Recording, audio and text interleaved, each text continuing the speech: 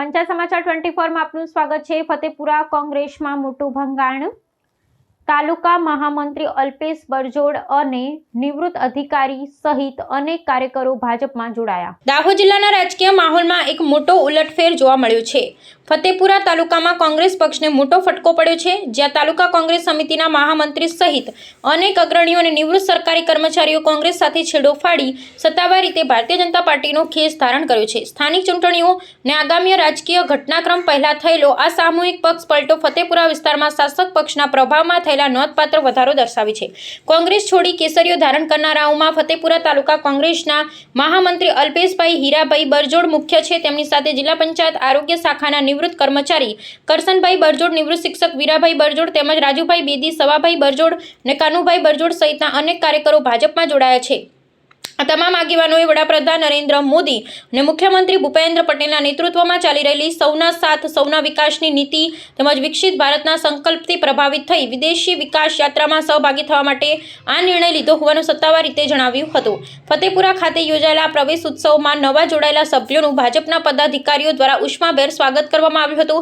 આ પ્રસંગે તાલુકા પંચાયતના ઉમેદવાર ડોક્ટર અશ્વિન કુમાર પારગી, જિલ્લા પંચાયતના ઉમેદવાર શાંતાબેન પારગી તેમજ સ્થાનિક અગ્રણીઓ કાળુભાઈ બરજોડ, નટવરભાઈ બરજોડ, શંકર ભેદી અને કપિલભાઈ નહાર વિશેષ ઉપસ્થિત રહ્યા હતા। વ્યાપક જનાધાર ધરાવતા સામાજિક અને રાજકીય આગેવાનોના ભાજપ પ્રવેશથી ફતેપુરા તાલુકામાં ભારતીય જનતા પાર્ટીનું સંગઠનાત્મક માળખું વધુ સુદૃઢ બન્યું છે, જેની સીધી સકારાત્મક અસર આગામી ચૂંટણી સમીકરણો પર પડવાની પૂરી સંભાવના છે। ફતેપુરા તાલુકા કોંગ્રેસ સમિતિ મહામંત્રી આજે કોંગ્રેસ પક્ષમાંથી રાજીનામું આપી ભારતીય જનતા પાર્ટીમાં જોડાઉં છું।